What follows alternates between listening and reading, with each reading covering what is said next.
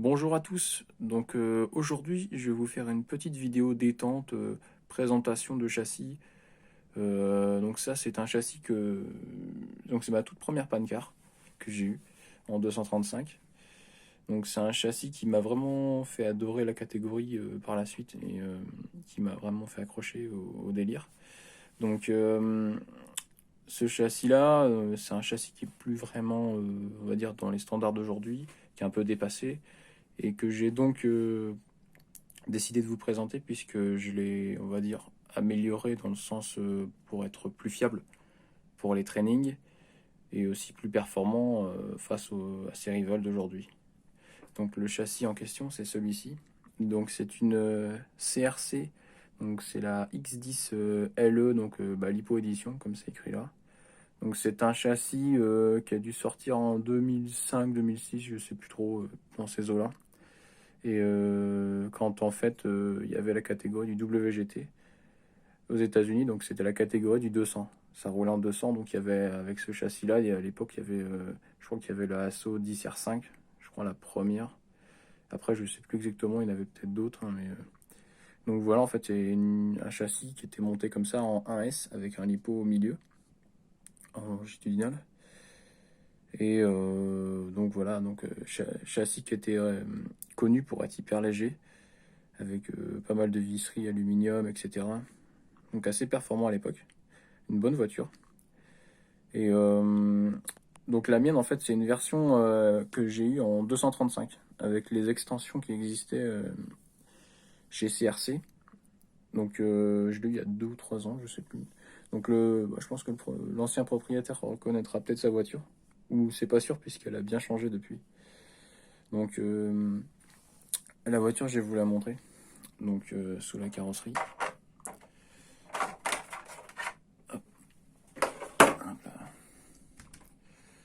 Donc la voiture aujourd'hui telle qu'elle est. Donc c'est une voiture que je me sers pour rouler en stock principalement puisqu'elle reste assez, on va dire, un peu plus fragile que les autres voitures d'aujourd'hui. Donc il y a eu pas mal de pièces remplacées sur ce châssis et des pièces rajoutées aussi que j'ai dessinées moi-même et puis que j'ai fait réaliser en CNC. Donc je vais partir de l'avant jusqu'à l'arrière. Donc le pare-choc avant, bah, ça n'a pas changé, c'est le même. J'ai laissé des vis en alu au cas où si j'ai un choc, ça peut servir de fusible. Parce que la fragilité de ces châssis à l'époque, c'était cette zone ici. Là. Ça arrive, je crois que ça m'est déjà arrivé que ça fêle une fois ou deux et que j'ai dû réparer. Donc ça sert de fusible en cas de choc. Par rapport à ce qui existait avant, donc sur le train avant, donc j'ai remplacé en fin de compte le train avant d'origine, là pardon. Donc à l'origine c'était ça. Hop là. Donc des fusées avec des axes plus gros, avec des roulements spécifiques. Attendez, on va peut-être voir comme ça. Plus gros, avec des roulements spécifiques du coup. Et plus fragile du coup. Les roulements étaient vraiment fragiles et cassaient souvent. Donc ça, c'était pas top. Et en plus, c'était pas standard, donc c'était compliqué à trouver. Donc j'ai changé ça dans un premier temps. C'était pas bien compliqué puisque c'est le train avant de la 12. Donc là-dessus, j'ai juste passé les fusées de la 12e. Donc le train avant super connu et bien réputé. Donc voilà, donc en standard avec des roulements standards. Donc ça c'est ce que j'ai fait. Ensuite, qu'est-ce que j'ai fait d'autre? J'ai passé des biellettes en titane. J'avais aussi ça. Donc, je roulais avec ça en indoor un petit peu. J'ai roulé avec ça. Donc c'est une barre en fait qui se trouve qu'on met entre les deux têtes de support de triangle. Donc c'est une barre de renfort hein, simplement. Bon, je l'ai enlevé parce que je roule en outdoor, donc sur bitume. Donc pour l'instant, j'en ai pas vraiment besoin. Peut-être que ça changera, mais hop, je vais remettre ça par là. Hop. Donc voilà ce que j'ai fait. Pour ça, c'est bon. Donc ce qu'on voit en fait là ici, ce sont les plaques que CRC faisait à l'époque. Donc ça, c'est vraiment d'origine. C'est des plaques d'extension de châssis. Je vais retourner le châssis, on va mieux voir. Hop. Donc des plaques d'extension pour pouvoir écarter les points de ancrage. des triangles inférieurs. Donc ça j'ai laissé, c'est pas mal, c'était bien fait. Donc j'ai laissé comme c'était. Ensuite, pour ce qui est du cerveau de direction, donc j'ai enlevé, à l'époque c'était pas comme ça. Donc c'était ça en fait ce qu'on avait, c'était des supports inclinés. Donc ce support là c'était pour... bon, ça marchait bien comme ça aussi, ça donnait un Ackerman intéressant, mais j'ai décidé de monter un cerveau, un cerveau à plat, comme ce qui se fait souvent aujourd'hui, hein, principalement tout le temps, hein, j'ai envie de dire. Donc c'est un cerveau de 12e, hein, c'est un KO, c'est un petit cerveau qui va bien, plus léger, du coup je gagne un petit peu de poids. Donc ça c'est bien, ça marche très bien. Au niveau du châssis, bah, la plaque après, donc j'ai enlevé la grosse plaque, cette plaque là, la grosse plaque qui venait au milieu, donc celle-ci je l'ai supprimée, donc ça donne aussi un petit peu plus de souplesse et de flexibilité dans le châssis, puisque bon, je roule quasiment pas du tout en indoor avec cette voiture, donc j'en ai pas l'utilité aujourd'hui. Alors ce que j'ai fait aussi, c'est que donc j'ai supprimé le petit amortisseur d'origine qui vient ici à la place, pardon, qui vient ici. Donc c'était celui-ci là. Et du coup je l'ai passé sur les côtés en fait. J'en ai passé deux. Donc ça sert d'amortisseur latéraux, donc c'est très bien. Ça, de petite taille comme ça, c'est très bien. Et du coup j'ai passé à la place un central de Roche 1, donc Roche Evo 1, qui fait très bien le travail, hein. En stock c'est très bien. Donc bah, après l'électronique, hein, rien de bien compliqué, hein, un Vario Blinky. D'habitude je roule avec un Just Stock, mais là j'ai voulu essayer un 13.5, donc normalement je roule en 10,5. Alors ici, donc ce que j'ai fait aussi, donc j'ai passé au tout départ une plaque, donc ça c'est la plaque de la 12e CRC. Donc j'avais passé au tout départ. Mais en fait c'était pas top parce qu'au niveau du maintien de la cuisse c'était pas hyper... c'était pas top en fait, ça allait pas. Et donc la nouvelle plaque que j'ai faite c'est celle-ci. On va mieux voir. Hop. Voilà. Donc plus large et elle prend vraiment au milieu de la cuisse. Et donc du coup ça évitait que la cuisse... parfois ça m'arrivait que la cuisse barre. Donc du coup j'ai fait ça, c'est bien mieux. Et ça prend vraiment le bien la cuisse comme il faut. Ensuite j'ai changé aussi les links latéraux. Donc quand j'ai voulu passer la queue en travers, ce que j'étais embêté, c'était avec ça en fait. Parce que les links standards, ça touchait, on voit pas bien, là, si on voit un petit peu. Voilà. Fin de compte, j'ai dû passer, donc j'ai enlevé les links là. Déjà d'une, ceux-là étaient vraiment super fragiles et pas évident à trouver, donc je les ai virés direct. Et puis du coup j'ai mis des links latéraux de Formule 1, donc c'est ceux de la Roche 2016 je crois. Donc ils vont super bien. Donc j'ai mis ça. Qu'est-ce que j'ai fait aussi, donc la fameuse plaque que j'ai montrée, donc elle est là.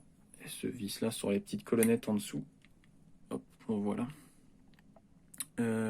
J'ai laissé le système de ressort de tweak d'origine, que je trouve très bien.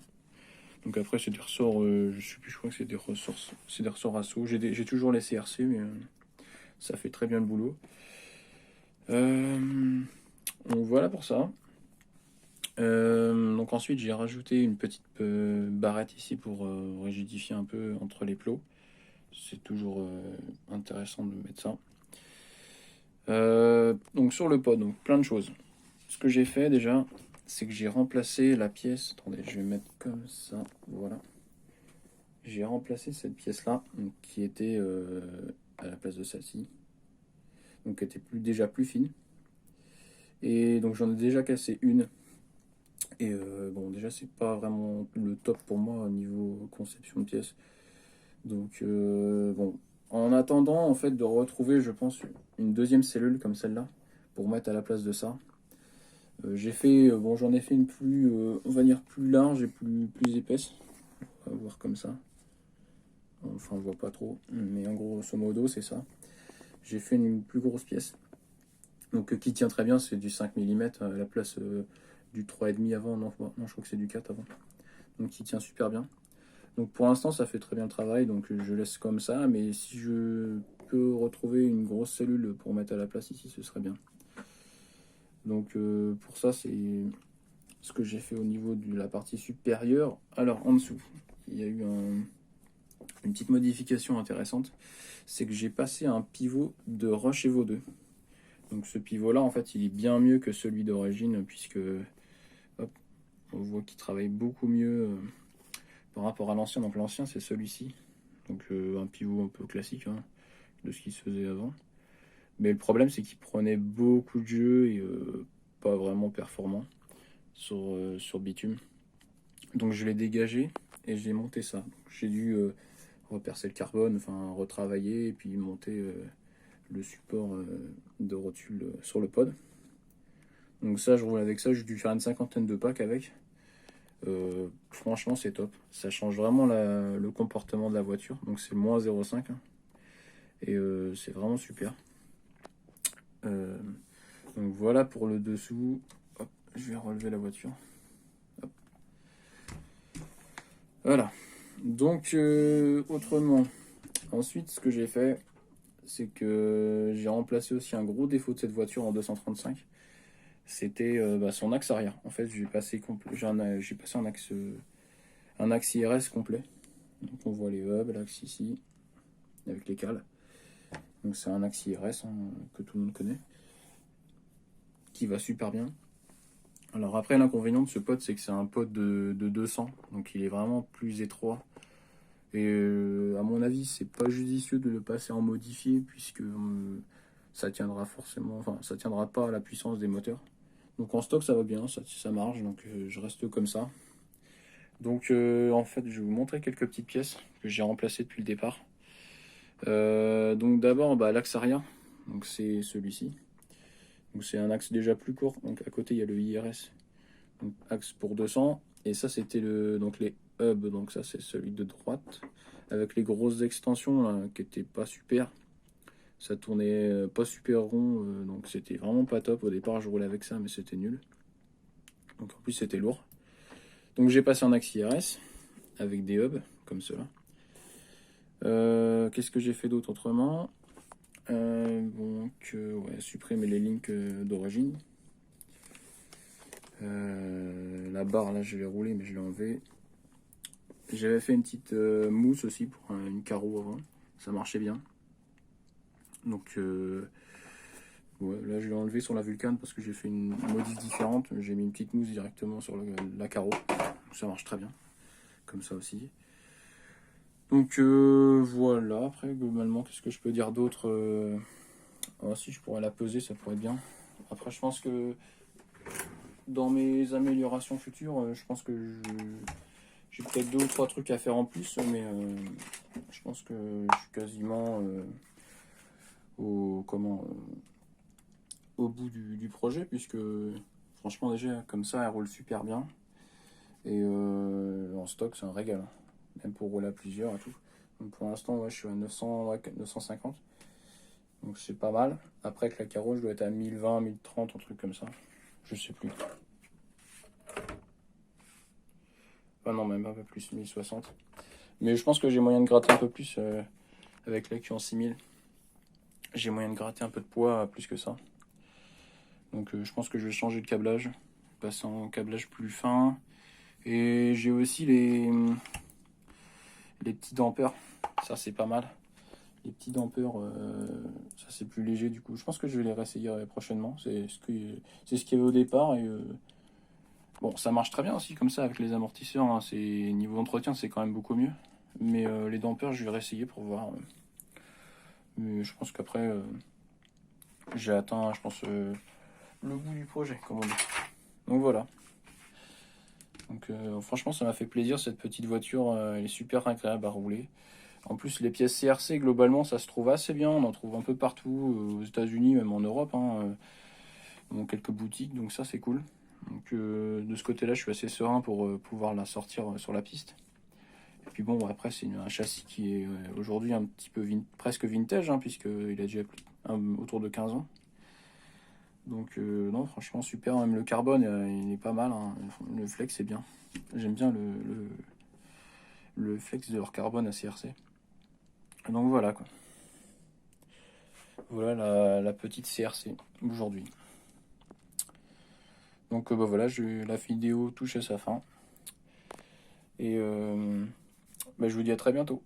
Allez, au revoir.